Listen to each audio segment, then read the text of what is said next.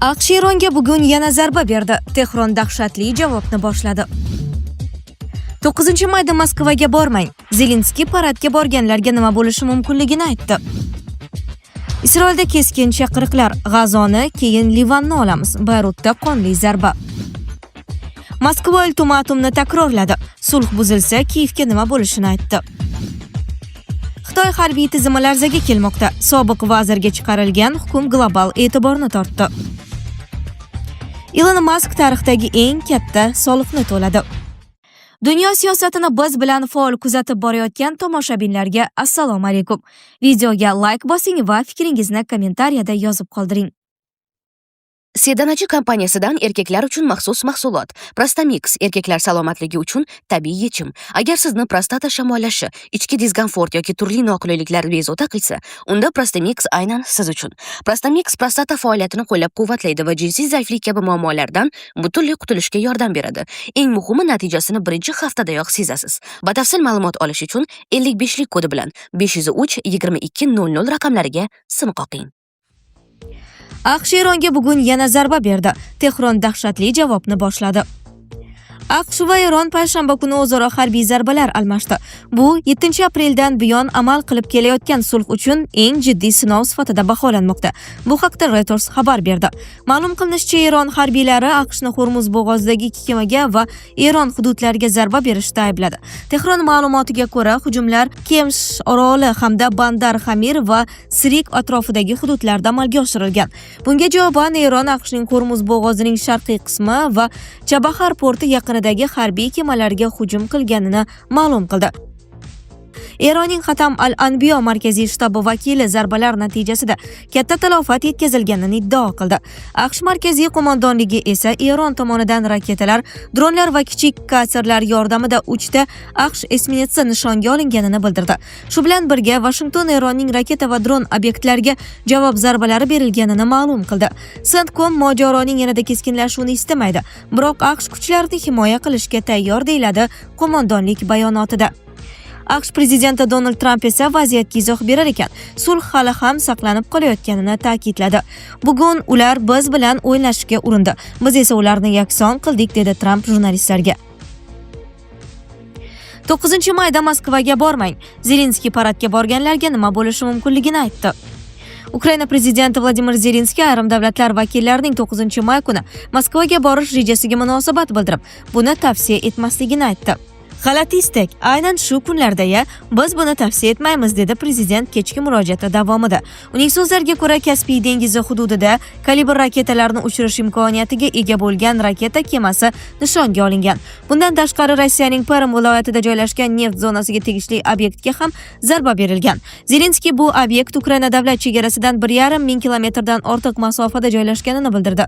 U yana Bryansk yo'nalishi, Tuapse shahri va Rossiyadagi ayrim strategik neft obyektlarga qilingan hujumlar natijalari yaxshi bo'lganini aytdi.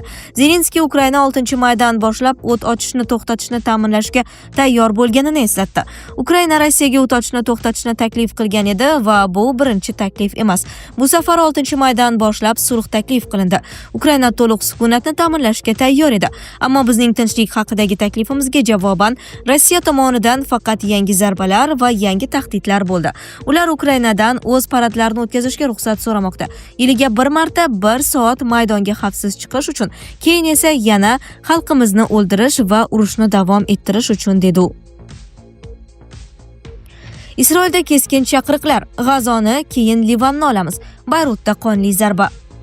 Isroil va Falastin o'rtasidagi keskinlik yangi va xavfli bosqichga o'tdi.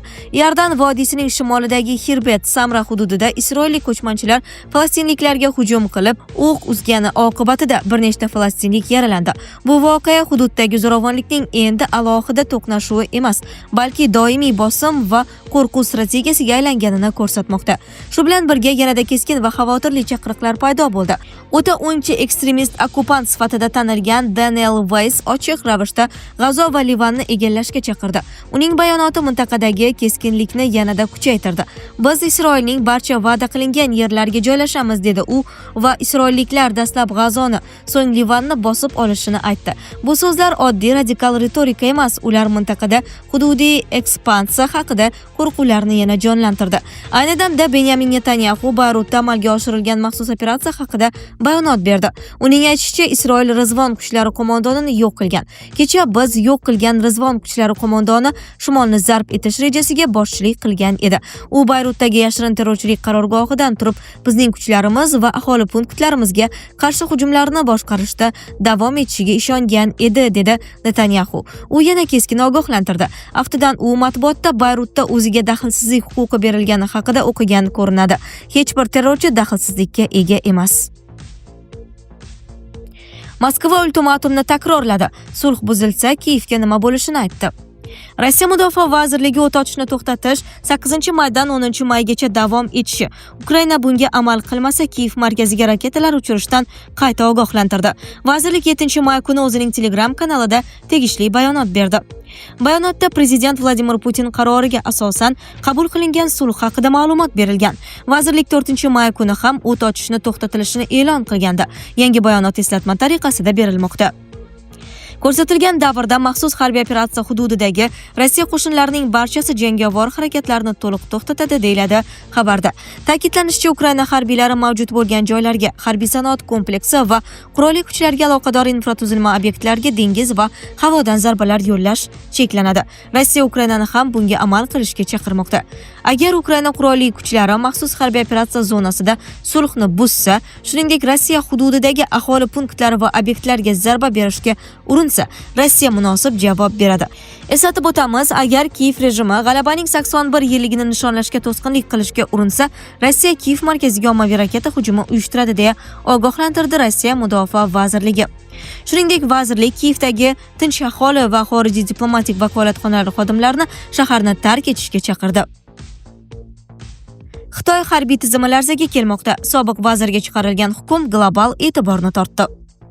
Xitoyda harbiy sud sobiq mudofaa vaziri Li Shinfun korrupsiya bilan bog'liq jinoyatlarda aybdor deb topdi, deb xabar berdi RIA Novosti Xitoy markaziy televideniyasiga tayanib.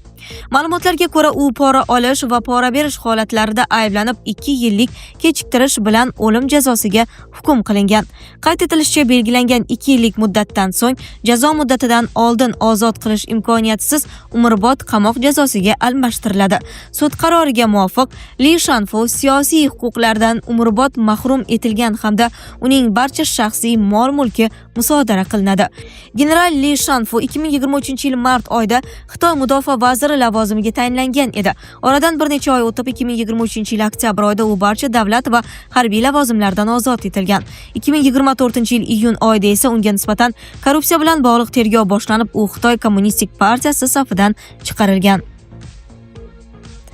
Elon Musk tarixdagi eng katta soliqni to'ladi. Elon Musk tarixdagi eng katta shaxsiy soliq to'lovlaridan birini amalga oshirganini ma'lum qildi. Milliarderning aytishicha, u 1 yil davomida 10 milliard dollardan ortiq soliq to'lagan va bu insoniyat tarixidagi eng yirik shaxsiy soliq to'lovlaridan biri hisoblanadi. Musk bu bayonotni ijtimoiy tarmoqdagi muhokamalar fonida bildirgan. U boy insonlar soliqlardan qochayotgani haqidagi tanqidlarga javoban, boylar soliq to'laydimi? Ha, ular adolatli ulushini to'laydimi? Hatto undan ham ko'proq degan fikrni qo'llab-quvvatladi. So'ngra u shaxsan o'zi 1 yil ichida 10 milliard dollardan ortiq soliq to'laganini yozdi. Ma'lumotlarga ko'ra, bu ulkan soliq summasi asosan Tesla aksiyalarining opsionlarini sotish va ulardan foyda olish bilan bog'liq bo'lgan. 2021-yilda Musk milliardlab dollarlik Tesla aksiyalarini sotgan va AQSh qonunlariga ko'ra bunday daromad juda katta miqdorda soliqqa tortilgan. Ayrim hisob-kitoblarga ko'ra, uning o'sha davrdagi federal soliq majburiyati 11 milliard dollarga yaqinlashgan. Mart oyida e'lon qilingan Forbes reytingiga ko'ra, Elon Musk ketma-ket 2-yil dunyoning eng boy insoni bo'lib qolmoqda. Uning boyligi asosan Tesla, SpaceX, XA va X kompaniyalaridagi ulushlari hisobiga shakllangan. Sizlarga yetkazmoqchi bo'lganlarimiz shulardan iborat edi. Dunyo yangiliklaridan uzoqlashmang.